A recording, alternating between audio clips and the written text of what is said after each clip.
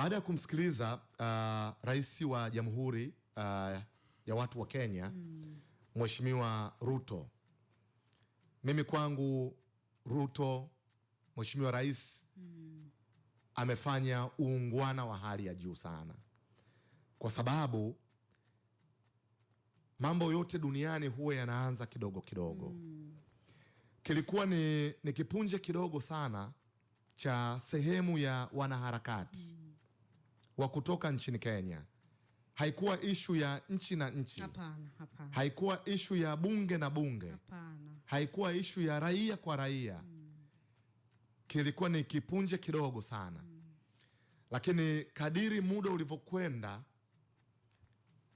tulikuwa tunaelekea kubaya. Pale ambapo kuna mihimili ya nchi,